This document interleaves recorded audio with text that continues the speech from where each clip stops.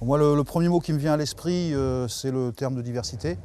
À savoir qu'on a une assez grande diversité du milieu naturel, des paysages.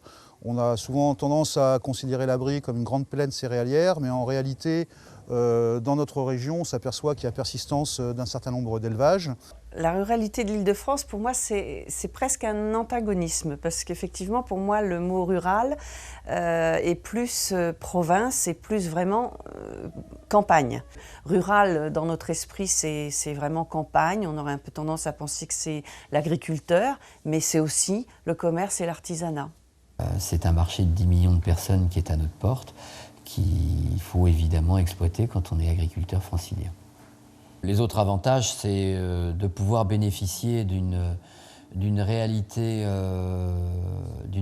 agricole dans un monde urbain que l'urbain ne connaît pas. À partir de là, c'est, entre guillemets, exploiter ce que le bio exploite aujourd'hui, une image de campagne. Nous sommes dans un territoire, je dirais, très divers, à la fois composé de plateaux, de plaines, de vallées, avec tout ce qui va autour, c'est-à-dire la partie purement de production agricole, mais aussi un territoire où s'harmonisent les habitations parsemées sur ce territoire. J'ai l'habitude de dire que nous sommes dans la zone montagne du département de Seine-et-Marne. C'est d'une grande richesse et une grande variété de paysages, d'autant plus que ça contraste avec les zones urbanisées qui l'entourent.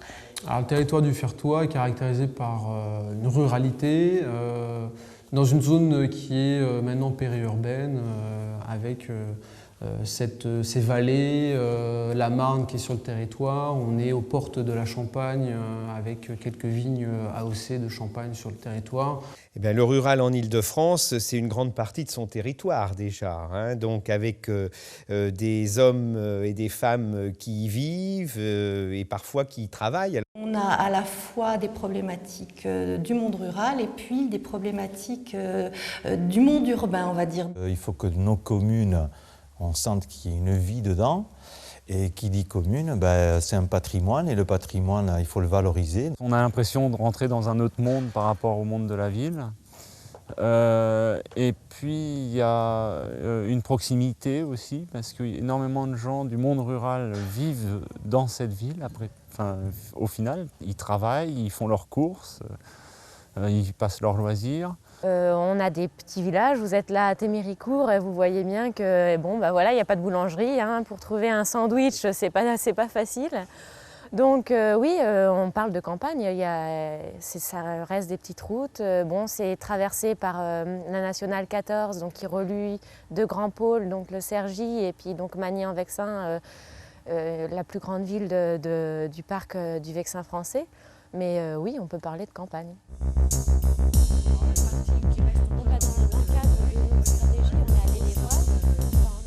Aujourd'hui, nous sommes un territoire, par rapport à la région Île-de-France, qui est un peu oublié, puisqu'en termes de développement, c'est un peu la zone réserve. Nous sommes un peu une région charnière entre la zone métropole parisienne et puis la zone qu'on a l'habitude d'appeler province. On n'a pas des structures de transport en commun suffisamment performantes. Du coup, ça fait que les habitants prennent leur voiture pour tout le temps.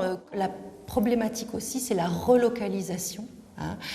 Autant on peut développer les transports, mais je pense qu'aussi il faut relocaliser. Alors la principale problématique, c'est l'absence de foncier. On a peu de zones qui sont disponibles pour intégrer des entreprises nouvelles sur le territoire, notamment le développement de la filière éco-bâtiment, le tourisme aussi. Des problématiques de diversification et des problématiques en rapport aussi avec tout le sujet environnemental, le développement durable.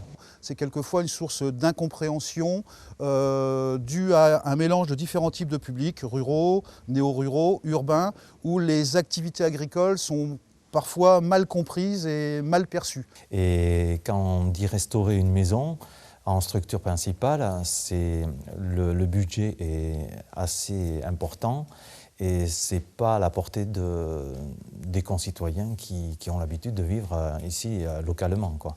Donc les maisons sont vouées à être vendues donc à des personnes qui, pour nous, c'est des Parisiens qui descendent acheter toutes ces maisons-là qui sont très agréables à vivre l'été.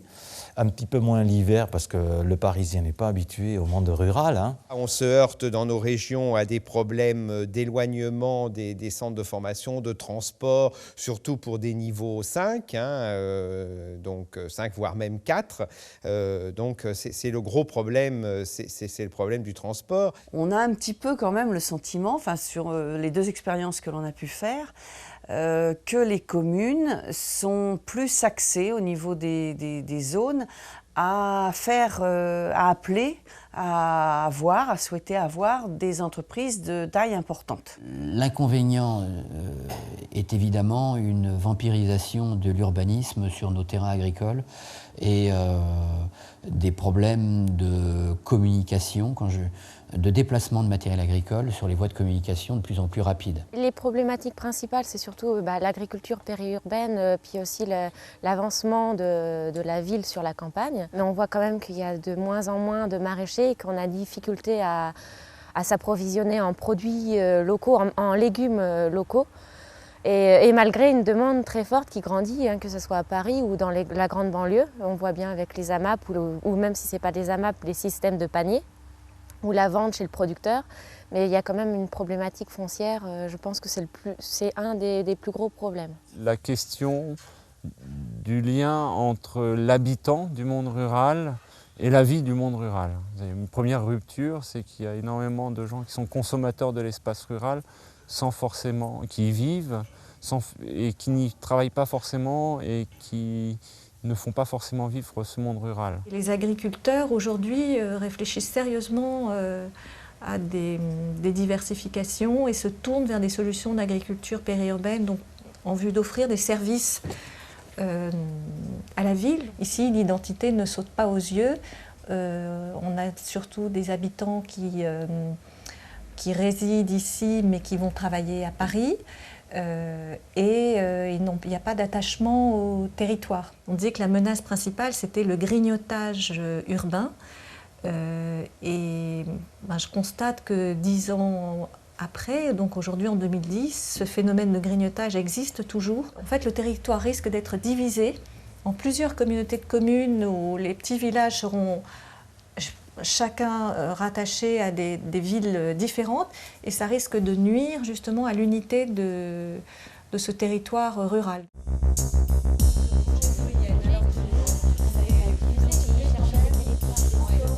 Alors pour moi, le réseau rural, c'est la mise en commun d'idées et puis de processus par des gens qui sont acteurs du milieu rural.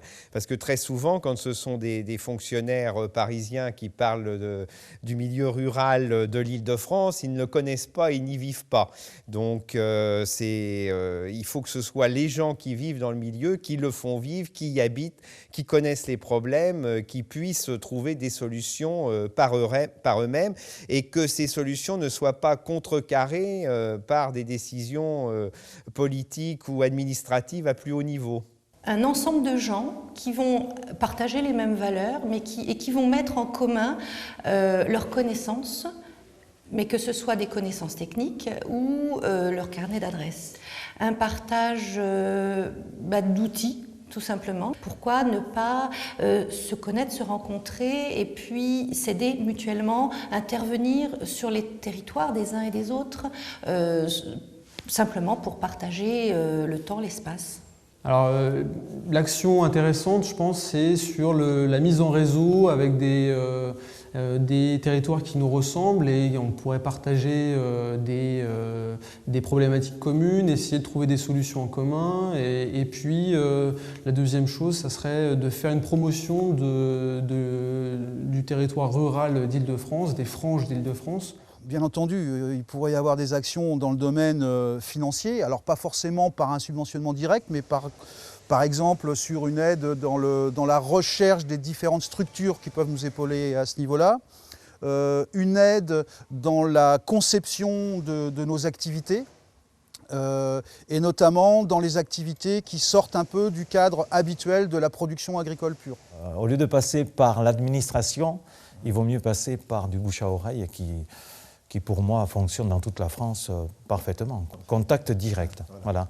Et que chacun prenne sa responsabilité. Plutôt que d'être dans une logique de défense de territoires ruraux, il vaudrait mieux chercher à avoir un dialogue avec la ville et avoir des stratégies communes, que ce soit au travers de pactes, de conventions ou même de communautés de communes élargies, ou donc communiquer sur l'importance des territoires ruraux et sur l'identité des territoires ruraux. C'est tout simplement une sortie de notre isolement. On fait partie des gens qui sont certainement les plus isolés parmi toutes les catégories socio-professionnelles, ce qui fait que la mise en réseau ne peut apporter que du bien. Un homme politique aujourd'hui est un homme qui est pris entre ces réunions. Je me suis dit, ces gens-là, il faut les informer. Et il faudrait pouvoir les informer de façon. Toute la difficulté, c'est de les informer sans lobbying et de les informer en toute parité. Et donc un réseau comme ça pourrait permettre de le faire, quoi. S'ancrer et rentrer en lien avec la population qui vit dans le monde rural, rentrer en lien avec la population qui n'a pas accès au monde rural et rentrer en lien avec les consommateurs. Et ça demande une adaptation de la part du monde des consommateurs, mais ça demande surtout une adaptation du monde des producteurs. Créer vraiment un réseau et que les gens communiquent mieux, plus facilement, qu'on sache à quel interlocuteur s'adresser si on a une question.